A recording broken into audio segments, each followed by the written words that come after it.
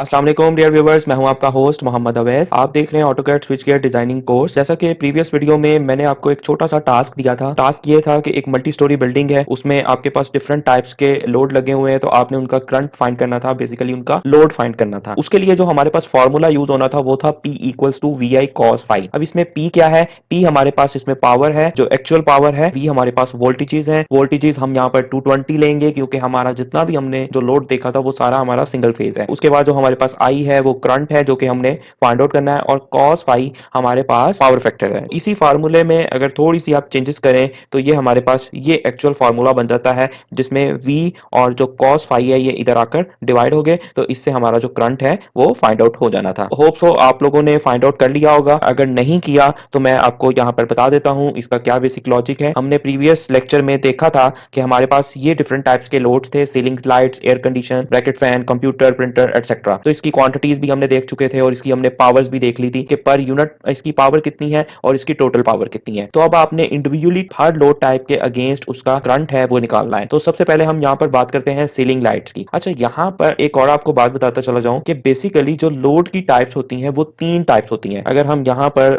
थोड़ा सा देख लें पावर फैक्टर्स को और लोड को, तो हमारे पास बेसिकली तीन टाइप्स के लोड होते हैं: रेजिस्टिव लोड, इंडक्टिव लोड और कैपेसिटिव लोड। अब इन तीनों लोड्स में जो पावर फैक्टर्स होता है वो इन तीनों जो लोड्स की टाइप्स भी एक दूसरे से चेंज होती है, इनकी प्रॉपर्टीज भी चेंज होती है, और इसके अलावा इसमें पावर फैक्टर्स भी चेंज होता है। जैसे लोड की तीन टाइप्स हैं उसी तरह से आपको पता है कि हमारे पास पावर फैक्टर्स की भी बेसिकली तीन टाइप्स होती हैं। पावर फैक्टर होता क्या है? बेसिकली पावर फैक्टर्स आपके वोल्टेजेस और करंट के बिटवीन में एंगल्स होता है। अब अगर आपका जो करंट और वोल्टेज है वो स्मूथ जा रहा है, उसमें कोई भी एंगल नहीं है, तो वो कौन सा आपके पास पावर फैक्टर होगा? वो यूनिटी पावर फैक्टर होगा। और ये जो यूनिटी पावर फैक्टर्स ये रेजिस्टिव लोड के अंदर होता है। इसमें क्या होता है, जो ये हमारे पास cos फाई है यानी पावर फैक्टर है, इस फाई की वैल्यू जीरो होती है। ये फाई क्या है? ये बेसिकली एंगल होता है, तो इसकी वैल्यू जीरो होती है। cos जीरो अगर आप करते हैं तो वो आंसर वन आता है, इसीलिए इसको यूनिटी पावर फैक्टर भी कहते हैं। यानी जब भी आपका रेजिस्टिव लोड आप यूज कर रहे होंगे तो आपका पावर फैक्टर वहां पर हमेशा से वन होगा। On the other hand lagging power factor, जो कि हमारा most of the inductive load, जो कि मोस्ट ऑफ द इंडस्ट्रीज में इंडक्टिव लोड को यूज किया जाता है। इंडक्टिव लोड में बेसिकली क्या होता है कि जो आपका वोल्टेज होता है वो लैग कर रहा होता है, करंट के साथ जो है वो लैग कर रहा होता है, और इसमें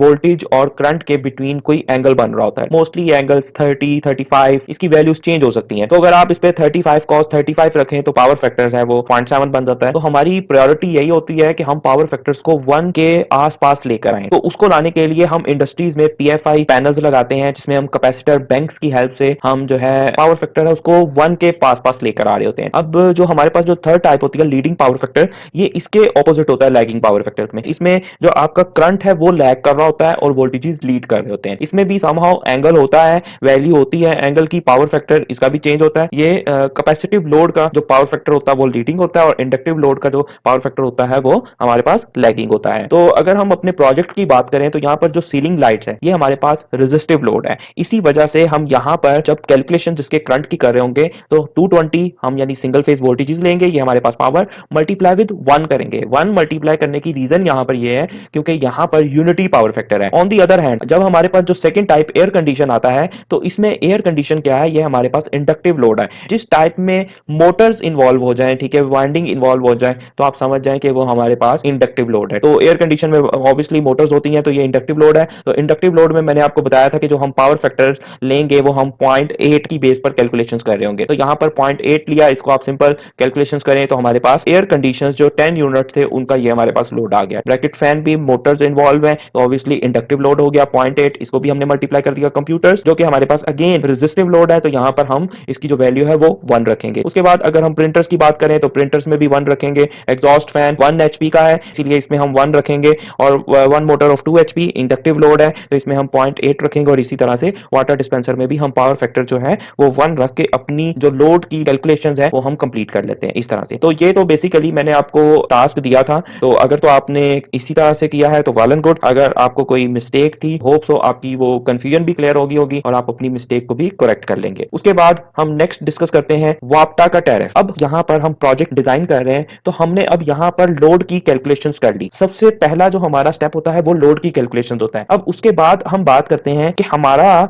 जो टोटल लोड है वो कितना बना, या टोटल लोड की हम बात करें या टोटल पावर की बात करें तो वो हमारी कितनी है, क्योंकि जो वापटा है वो भी डिफरेंट कंज्यूमर्स को डिफरेंट डिफरेंट स्ट्रेटेजीज उस पर अप्लाई होती है। तो अगर हम वापटा के टैरिफ की बात करें तो बेसिकली वापटा क्या करता है, जो कंज्यूमर 5 किलोवाट का जिसका पावर होती है तो वापटा उसको सिंगल फेज सप्लाई प्रोवाइड करता है। उसके बाद सेकंड कैटेगरी में अगर कोई कंज्यूमर जिसकी 25 किलोवाट तक उसकी पावर कंजप्शन है टोटल, तो वापटा उसको B1 कैटेगरी प्रोवाइड करता है, जिसमें वो 3 फेज सप्लाई उसको देता है प्लस 4 वायर्स के साथ। जो इसमें 4 वायर्स होती है ऑब्वियसली फोर्थ वाली न्यूट्रल होती है। उसके बाद थर्ड कैटेगरी आती है 125 किलोवाट। अब इसमें क्या होता है, जो भी कंज्यूमर 25 से अबव से लेके 125 किलोवाट के बिटवीन में आता है तो उसके लिए जो वापटा है वो B2 कैटेगरी प्रोवाइड करती है, जिसमें क्या होता है, इन दोनों चीजों में सिंगल फेज सप्लाई है, आपको 2 वायर्स दे देनी A1 और A2। इसमें क्या आपको 3 फेज सप्लाई दे देनी है रेड येलो ब्लू, लेकिन आपको ट्रांसफार्मर की कोई भी हेडिक नहीं होगी, ठीक है, सेकंड कैटेगरी में। लेकिन जो थर्ड कैटेगरी है इसमें वापटा क्या करता है, इसमें वापटा आपको जस्ट मेन की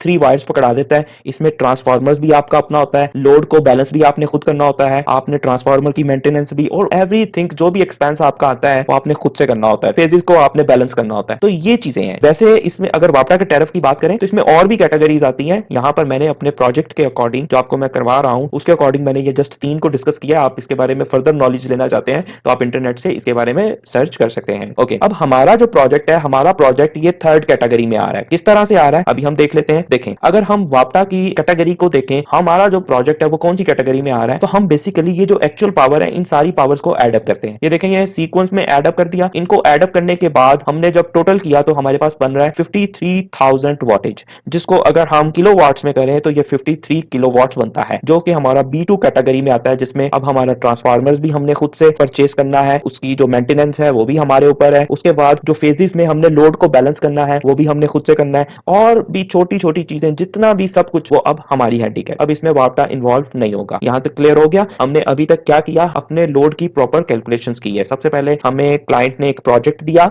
उसने हमें लोड की टाइप्स बताई, उससे हमने उसका एक्चुअल लोड निकाला, यानी उसका अम्पेरीज निकाले, उसकी सबसे पहले उसकी पावर निकाली, रियल पावर, एक्टिव पावर जिसको बोलते हैं। उसके बाद हमने उसका एक्चुअल लोड निकाला, उसमें फिर हमने वापटा के टैरिफ को देखा और हमने देखा कि हम कौन सी कैटेगरी में फॉल कर रहे हैं, और अब हमें एग्जैक्ट पता चल गया कि अब इस प्रोजेक्ट के लिए हमें खुद से ही लोड बैलेंस करना पड़ेगा, खुद से ही हमें सब कुछ करना पड़ेगा, ठीक है। अगर हम सेकंड कैटेगरी में यहां पर आए होते 3 फेज फोर्स वायर में, तब हमने क्या करना था, तब हमने जस्ट अब ये लोड की कैलकुलेशंस करनी थी और उसके बाद हमने ब्रेकर्स की सिलेक्शंस करनी थी, देन फिनिश। तो फिर हमने इतना काम करना था। लेकिन अब यहां पर इस प्रोजेक्ट में हमें क्या करना पड़ेगा, हमें ट्रांसफार्मर की सिलेक्शंस भी करना पड़ेगी, लोड बैलेंस है वो भी करना पड़ेगा, और एवरीथिंग हमें इसमें कंप्लीट करना पड़ेगी। ठीक हो गया, यहां तक होप सो आपको समझ लग गई होगी। इसके बाद हम नेक्स्ट चलते हैं। तो नेक्स्ट हमारे पास एक चीज आती है सेफ्टी फैक्टर। ये आईईसी के स्टैंडर्ड्स है कि जब भी आप डिजाइनिंग कर रहे होते हैं तो आप सेफ्टी फैक्टर और एक होता है डाइवर्सिटी फैक्टर्स, तो ये दोनों फैक्टर्स को हम यूज कर रहे होते हैं। सेफ्टी फैक्टर्स बेसिकली क्या होता है कि हम अपनी जब कैलकुलेशंस कर रहे होते हैं तो उस कैलकुलेशंस में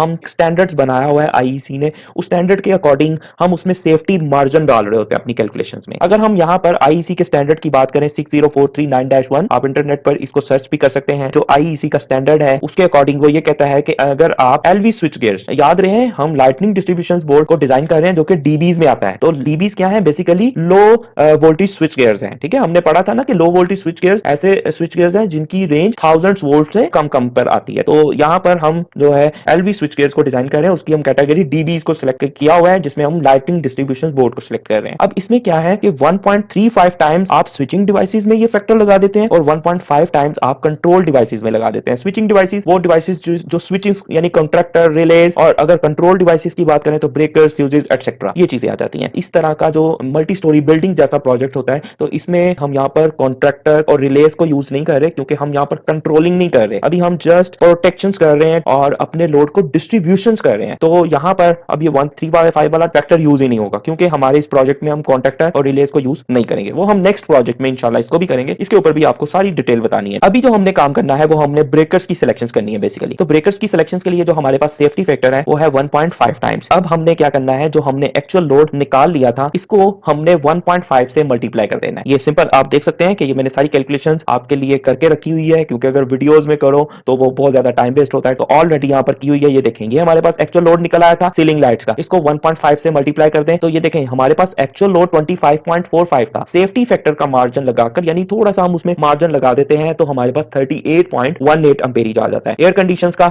136 था तो इसको हमने सेफ्टी फैक्टर लगाया 204। इसी तरह से हमने जितनी हमारे पास लोड के टाइप थे उनके जो एक्चुअल लोड थे उन एक्चुअल लोड्स को हमने सिंपल 1.5 से मल्टीप्लाई कर दिया और हमारे पास जो है सेफ्टी फैक्टर्स के साथ एम्पेरीज आ चुके हैं। उसके बाद हम नेक्स्ट मूव करते हैं, अब हम आ रहे हैं ब्रेकर्स की सिलेक्शंस के ऊपर। सबसे पहले हमने लोड की कैलकुलेशंस की, अब हम सिलेक्शंस ऑफ ब्रेकर्स करेंगे। ठीक है, ये डिजाइनिंग के स्टेप्स हैं, आपने इन्हीं स्टेप्स को फॉलो अप करते हुए आपने चलना है। अब हम ब्रेकर्स की अगर बात करें तो हमने प्रीवियस लेक्चर्स में ब्रेकर्स के ऊपर बड़ी डिटेल से बात की हुई है, लेकिन यहां पर आप देख सकते हो कि मैंने जस्ट 3 ब्रेकर्स के नेम्स लिखे हुए हैं, ठीक है, और इनकी कैटेगरी लिखी है। उसकी रीजन यहां पर यह है क्योंकि ये तीनों ब्रेकर्स एलवी स्विच गियर्स में यूज होते हैं, और इवन के ये जो है अर्थ लीकेज सर्किट ब्रेकर, ये भी हम नॉर्मली तौर पर अर्थ फॉल्ट के लिए ये इसको यूज कर रहे होते हैं। वैसे इसका इतना ज्यादा यूज नहीं है, जो ज्यादा यूज है वो आपके पास एमसीबी और एमसीसीबी सर्किट ब्रेकर्स का ज्यादा यूज होता है नॉर्मली डिस्ट्रीब्यूशन बोर्ड्स में। डिस्ट्रीब्यूशन बोर्ड या पावर डिस्ट्रीब्यूशन बोर्ड, जब भी हम बात करें इन दोनों बोर्ड की, तो हमारे पास यही दोनों ब्रेकर्स में से हम सिलेक्शन कर रहे होते हैं। इधर जो है ये हमने रेंज पड़ी हुई है कि हमारे पास ये रेंज होती है और इसकी ये रेंज होती है। अब इसी रेंज में से हमने बेसिकली अपने लोड के हिसाब से देखें, हमने एम्पेरिज निकाल लिए, और ब्रेकर्स की रेटिंग भी एम्पेरिज में होती है, इसीलिए हमने एम्पेरिज को निकाला है, क्योंकि हमें एम्पेरिज पता होंगे तो हम ब्रेकर्स की सिलेक्शन कर सकते हैं। यहां तक होप सो आपको क्लियर हो गया होगा। अब हम नेक्स्ट मूव करते हैं और ब्रेकर्स की सिलेक्शन देखते हैं। ब्रेकर्स की सिलेक्शन से पहले मैंने यहां पर एक और चीज की है, आज की इस वीडियो में हमने लोड बैलेंसिंग भी करनी है। लोड बैलेंसिंग क्या होती है? लोड बैलेंसिंग बेसिकली ये होती है कि हमारे पास 3 फेज है, हमने 3 फेजेस पर इक्वल लोड डालना होता है, इसको लोड बैलेंसिंग बोलते हैं। क्योंकि हम थर्ड कैटेगरी में आ रहे हैं वाटर के टैरिफ में, तो इसलिए हमें ट्रांसफार्मर्स जो है वो अपना यूज करना है। तो अगर हम ट्रांसफार्मर्स के जो फेजेस हैं उनके ऊपर इक्वल लोड नहीं डालेंगे तो हमारा ट्रांसफार्मर में कोई प्रॉब्लम आ जाएगी, तो इसलिए हमने इक्वल लोड डालना होता है। तो इसीलिए मैंने यहां पर फेज वाइज जो है डिवीजन कर ली एम्पेरिज की। अब ये किस तरह से की है? आपको पता है कि आपके पास जो ब्रेकर्स की रेटिंग ये है, यानी हमारे पास देखें 3 एम्पेयर का तो हमारे पास ब्रेकर नहीं है ना, हमारे पास 2 एम्पेयर है, 4 एम्पेयर, ये स्टैंडर्ड्स बने हुए हैं। तो इन्हीं स्टैंडर्ड्स को फॉलो अप करते हुए अब यहां पर हमारे पास 38.18 एम्पेरिज का ब्रेकर्स है। तो मैंने क्या किया, मैंने इसको 12 का ब्रेकर ले लिया। अगर हम 12 टीजर देखें तो 36 एम्पेरिज बनता है। तो यहां पर आप कह सकते हैं कि सर यहां पर तो 2 एम्पेरिज का डिफरेंस आ रहा है, तो कोई प्रॉब्लम नहीं है। 2 एम्पेरिज के डिफरेंस आने की रीजन से कोई भी प्रॉब्लम नहीं है, क्योंकि हमारा जो एक्चुअल लोड है वो तो 25.45 एम्पेरिज है ना, तो ये तो हमने सेफ्टी फैक्टर के साथ लगाया हुआ है, तो इसीलिए ये इसमें कॉम्पनसेट हो जाता है। और इसके अलावा जब हमने मेन ब्रेकर्स की सिलेक्शन करनी है तो वहां पर हमने डाइवर्सिटी फैक्टर्स भी लगाना है, तो उससे भी ये जो चीजें हैं ये कॉम्पनसेट हो जाती हैं। और उसके बाद हमने यहाँ पर पावर फैक्टर है वो 0.8 रखा हुआ है, जो कि बैड पावर फैक्टर होता है। हमें 0.8 नहीं चाहिए होता, हमारी यही कोशिश होती है कि हम 0.9 से अबव लेकर जाएं पावर फैक्टर, वो अच्छी क्वालिटी का पावर फैक्टर कंसीडर किया जाता है। इस प्रोजेक्ट के लिए हमने नेक्स्ट कमिंग वीडियोस में हम पीएफआई पैनल भी डिजाइन करेंगे, इन्हीं कैलकुलेशंस को यूज करते हुए हम सारा काम करने वाले हैं, तो उसमें भी हमारा कुछ मार्जिन जो है कंपनसेट हो जाएगा। तो इसीलिए हमने यहाँ पर 12 एम्पेरिज के 3 जो है ब्रेकर्स, यानी 3 का मतलब यहाँ पर यह है कि 3 फेजेस। अब देखें 12 एम्पेरिज के 1 ब्रेकर्स जो है वो 1 में रेड पर लगा दूंगा 12 एम्पेयर का, 1 जो है येलो पर लगा दूंगा, और 1 12 एम्पेयर का ब्लू पर लगा दूंगा। इससे एक और भी फायदा होता है, इससे एक और फायदा ये होता है कि देखो हमारे पास सीलिंग लाइट है। अब हमारे पास आ रहा है टोटल जो लोड है 38.18 एम्पेरिज का आ रहा है। मैं यहाँ पर 40 एम्पेयर का एमसीबी लगा सकता हूँ, लेकिन क्यों नहीं लगा रहा? क्योंकि उसकी रीजन यहाँ पर सेकंड रीजन ये भी है कि अगर सीलिंग लाइट हम एक ही ब्रेकर पर कर देंगे तो उस ब्रेकर पर कोई फॉल्ट आ गया या वो ब्रेकर ट्रिप हो गया, कुछ भी वट एवर कुछ भी प्रॉब्लम आ गई, तो हमारी बिल्डिंग की सारी सीलिंग लाइट्स ऑफ हो जाएंगी। तो इस तरह से अगर हम डिफरेंट फेजेस में, या इससे ये भी हो सकता है कि हमारे अगर एक फेज पे प्रॉब्लम आ जाए तो देन भी हमारी सीलिंग लाइट ऑफ हो जाएंगी। तो इन्हीं चीजों को अपने माइंड में आपने रखते हुए सारी चीजों को डिजाइन करना होता है। तो इसीलिए हम इक्वली इसको डिवाइड कर देते हैं फेज वाइज, कि हमारे एक तो फेज पर लोड जो है वो डिवाइड हो जाए, और दूसरी ये बात है कि हमारा जो लोड की टाइप है वो हमने देखनी होती है कि वो अगर हम एक पर ही कर देंगे और वो अगर उसमें कुछ इश्यू आ जाए तो वो हमारा ऑल टू ऑल उसके जितने भी जो यूनिट्स होंगे वो सारे के सारे क्लोज हो जाएंगे। तो कुछ में हम क्लोज कर भी सकते हैं, ये रिक्वायरमेंट के अकॉर्डिंग होता है, कुछ में हम नहीं कर सकते। जिस तरह के लाइट्स की अगर हम बात करें तो हम नहीं चाहते कि एक ही दम में सभी लाइट्स ऑफ हो जाएं। उसके बाद एयर कंडीशंस की बात करें 10 यूनिट, इसमें भी मैंने क्या कर दिया, मैंने यहाँ पर देखे 204 एम्पेरिज का था, तो मैं इसको 10 मल्टीप्लाई बाय 20 एम्पेरिज कर दूं। इसका मतलब यहाँ पर यह है कि 20 एम्पेयर के 10 ब्रेकर्स मेरे यूज होंगे। तो मैं इसको ऐसे कर सकता हूँ, 3 जो है 20 एम्पेयर के एक फेज पर डाल दूं, 3 एक फेज पर डाल दूं, और 4 एक फेज पर डाल दूं। तो इस तरह से मेरी तीनों फेजेस पर भी कंप्लीशन हो गई, और यह है कि मेरे जो ब्रेकर्स हैं वो भी सिर्फ एक के ऊपर ही डिपेंडेंट नहीं रहा। उसके बाद ब्रैकेट फैन पे हमने देखा, ब्रैकेट फैन पे जस्ट हमारे पास 10 एम्पेयर का लोड आ रहा है। तो ब्रैकेट फैन आपको पता है कि अगर ब्रैकेट फैन सबके सब क्लोज भी हो जाए तो इससे हमें प्रॉब्लम इतनी नहीं होगी। तो हमने इसको जस्ट 10 एम्पेयर का एक ही ब्रेकर लगाकर किसी एक फेज पर हम लगा देंगे।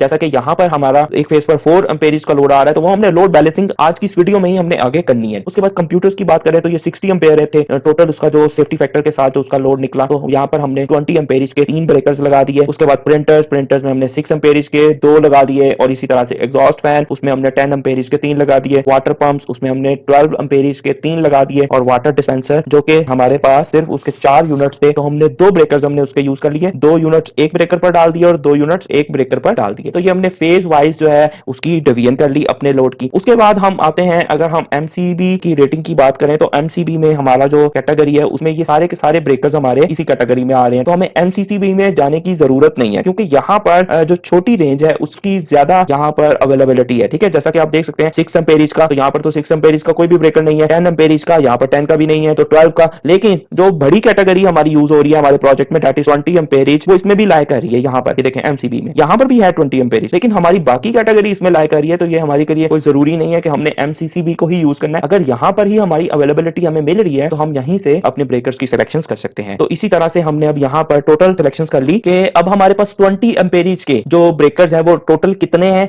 10+3। अच्छा 10+3 किस तरह से हैं, यहाँ पर देखें ये 10 है, 20 एम्पेरिज के 10 ब्रेकर्स ये हो गए और 20 एम्पेरिज के 3 ब्रेकर्स ये वाले हो गए। इसी वजह से यहाँ पर 10+3 लिखा है इक्वल्स टू 13 टोटल, यानी 20 एम्पेरिज के हमारे पास 13 ब्रेकर्स यूज हो गए। उसी तरह से 12 एम्पेयर में क्या है 3+3, तो यहाँ पर हम देख लें 12 एम्पेयर के 3 ब्रेकर्स यहाँ पर यूज हो रहे हैं और उसके बाद 12 एम्पेयर के 3 ब्रेकर्स यहाँ पर यूज हो रहे हैं, तो 3+3 6, तो यहाँ पर टोटल जो 12 एम्पेयर के ब्रेकर्स हैं वो 6 यूज हो रहे हैं। उसके बाद अगर हम 10 एम्पेयर की बात करें तो 1, 3 और 2, तो यहाँ से ऊपर से हम स्टार्ट करते हैं 10 एम्पेरिज के। 10 एम्पेरिज का ये हमारे पास 1 हो गया, उसके बाद 10 एम्पेरिज के 3 ये हो गए, 3+1 4, और 10 एम्पेरिज के 2 ये नीचे हैं, तो हमारे पास टोटल जो 10 एम्पेरिज के हो गए वो हमारे पास टोटल 6 हो गए। उसके बाद 6 एम्पेयर के हम ब्रेकर्स की बात करें तो वो हमारे पास जस्ट यहाँ पर जो प्रिंटर्स हैं उसमें हम 6 एम्पेरिज के 2 ब्रेकर्स को जस्ट यूज कर रहे हैं। तो इस तरह से टोटल जो हमारे इस लाइटनिंग डिस्ट्रीब्यूशन बोर्ड में जो हमारे ब्रेकर्स यूज होंगे अभी तक जो हमने देखा है वो है 27, लेकिन इसमें अगर हम फर्दर देखें तो 27+4 है। अब ये जो 4 है ये क्या है, बेसिकली 27 तो है हमारे पास प्रेजेंट लोड और ये जो 4 है ये है हमारे पास फ्यूचर लोड। ये अब आपके माइंड में क्वेश्चन आया होगा कि ये 4 ही हमने क्यों डाल दिया, तो इसका आंसर मैं आपको अभी कुछ मिनट्स में इसका आंसर आपको देता हूं कि ये 4 हमने किस तरह से डाला। अब 27+4 इक्वल्स टू 32 ब्रेकर्स आ गए। अब ये जो ब्रेकर्स हैं ये बेसिकली हमारे आउटगोइंग ब्रेकर्स हैं जो कि हमारे एक्चुअल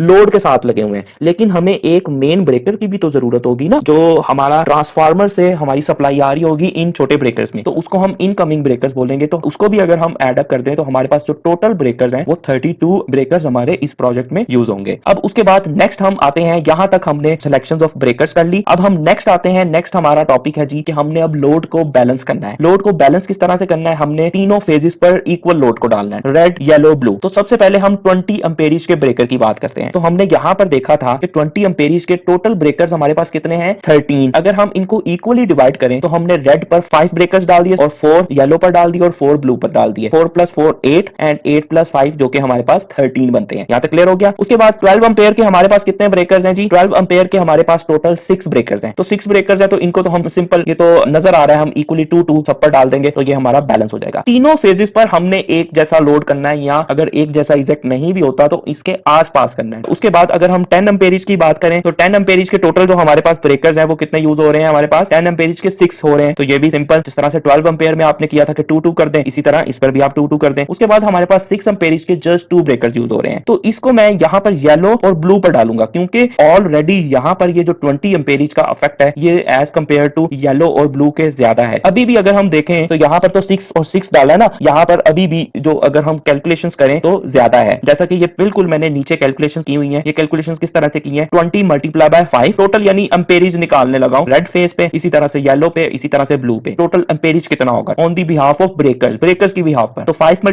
20 कर दो, उसके बाद प्लस कर दो 12 × 2, फिर प्लस कर दो 10 × 2। तो इस सारी कैलकुलेशंस के बाद जो टोटल यानी इस पे लोड जो आ रहा है वो आ रहा है 144 एम्पेरिज ओनली रेड फेस पर। इसी तरह से अगर हम येलो की बात करें तो येलो में क्या है 20 × 4, उसके बाद 12 × 2 प्लस 10 × 2 और प्लस एक हमारे पास यहाँ पर 6 का है, तो ये आता है 130 एम्पेरिज। और इसी तरह से ब्लू की भी सिलेक्शंस करें, 130 एम्पेरिज का जो है टोटल यहाँ पर लोड आ रहा है। कि यहाँ पर बेसिकली देखा जाए तो हमारा लोड बैलेंस नहीं है। अब हमने अपने इसी प्रोजेक्ट के नेक्स्ट टॉपिक की तरफ पढ़ना है जो कि है लोड बैलेंसिंग। अब हमने इसका लोड बैलेंस करना है। तो लोड बैलेंस करने के लिए आपने क्या करना होता है, ये तो हमारा एक्चुअल लोड है, इसको हम कम नहीं कर सकते, लेकिन अगर ये वाले येलो और ब्लू की बात करें, इसको भी हम कम तो नहीं कर सकते, लेकिन अगर हम इसमें इंक्रीमेंट कर दें, इंक्रीमेंट हम किस तरह से करते हैं, यहां पर देखें कि अगर हम इसमें क्या करें कि यहां पर अगर आप देखें 144 है और यहां पर है 130 एम्पेरिज, तो इधर भी 130 एम्पेरिज है, यानी 14 एम्पेयर का, तो 14 एम्पेरिज इस रेड फेज पर ज्यादा है। तो अगर हम यहाँ पर ये कर दें कि हम 10 एम्पेयरेज का एक और ब्रेकर इसमें ऐड कर दें और इसमें भी ऐड कर दें, अब बाकी रिमेनिंग कितना रह गया, 4 एम्पेयर का डिफरेंस रह गया। तो 4 एम्पेयर का हमने कोई ब्रेकर यूज किया ही नहीं है, तो हम क्या करते हैं, हम 6 एम्पेयरेज का यहाँ पर भी 6 एम्पेयरेज का लगा देते हैं और यहाँ पर भी 6 एम्पेयरेज का लगा देते हैं। तो ये जो ब्लू कलर में लगाया, ये हम यहाँ पर एड अप कर देते हैं फॉर दी फ्यूचर प्लानिंग। इसको हम नाम दे देते हैं फ्यूचर प्लानिंग का। तो टोटल कितने ब्रेकर्स ऐड कर दिए, 1 2 3 और 4। तो अभी हमने जो प्रीवियस देखा था, ये वाला जो 4 है फ्यूचर लोड, मैंने अभी आपको बताया था ना कि इसके बारे में मैं अभी बताता हूं। तो ये 4 बेसिकली इस तरह से हमने यहाँ पर ऐड किया है। ये ऐसे ही आपने इसको ऐड नहीं कर देना, आपने लोड की बैलेंसिंग करनी है। अगर आपका ऑलरेडी लोड जो है वो बैलेंस में जा रहा है, आपको फ्यूचर प्लानिंग की जरूरत फिर भी अगर है, तो फिर आप तीनों में, रेड येलो ब्लू में, आप इक्वली जो है फ्यूचर प्लानिंग के लिए ब्रेकर्स है उसको डालते होते हैं। नॉर्मली तौर पर आपका टोटल जितना लोड है उसका 20% लेकर वो उसमें फ्यूचर जो है प्लानिंग के तौर पर उसको ऐड कर दिया जाता है। इस तरह से ये खुद से हमने ब्रेकर्स को डाल दिया, और जब हम इसको खुद से डालने के बाद ऐड करते हैं तो ये हमारे पास अब येलो पर 146 आ रहा है, ब्लू पर भी 146 आ रहा है और यहाँ पर भी 144 आ रहा है। ये 2 एम्पेयरेज का डिफरेंस जो है कोई इतना खास मैटर नहीं करता। अगर तो ये आप खत्म करने की कोशिश कर रहे हैं तो बहुत अच्छी बात है, लेकिन इतना जो डिफरेंस है वो यहाँ पर मैटर नहीं करता। इसके साथ आपको होप सो के समझ लग गई होगी कि ब्रेकर्स की सिलेक्शंस कैसे हमने करनी है, लोड की कैलकुलेशंस कैसे करनी है, लोड को ट्रांसफार्मर एंड पर हमने बैलेंस कैसे करना है, और ओवरऑल हमने लोड को किस तरह से मैनेज करना है। अभी हमारा ये जो लाइटनिंग डिस्ट्रीब्यूशन बोर्ड का जो प्रोजेक्ट है, ये अभी हमारा कंप्लीट नहीं हुआ, लेकिन आज की इस वीडियो को हम यहीं पर फिनिश करते हैं। नेक्स्ट वीडियो में हम इसी को ही लेकर चलेंगे। अभी हमने डिस्ट्रीब्यूशन बोर्ड है उसका मैकेनिकली उस साइज को देखना है कि वो हम किस तरह से फाइंड आउट करते हैं। उसके बाद हमारा अभी एक और मेन टॉपिक रहता है कि हमने जो मेन ब्रेकर है जो हमने यहाँ पर लिखा हुआ है की भी सिलेक्शंस करना सीखनी है कि ये किस तरह से सिलेक्ट करना है, और एट द एंड हमने केबल्स की भी सिलेक्शन देखनी है। स्टे ट्यून्ड रहिएगा। होप सो कि यहाँ तक आपको अच्छे से समझ लग गया होगा। वीडियो को लाइक एंड शेयर करना मत भूलिएगा। अगर कोई भी आज की वीडियो से रिलेटेड क्वेश्चन है तो नीचे कमेंट सेक्शन में आप पूछ सके हैं। इंशाल्लाह मिलते हैं नेक्स्ट वीडियो में, तब तक अपना ख्याल रखिएगा। अल्लाह हाफिज।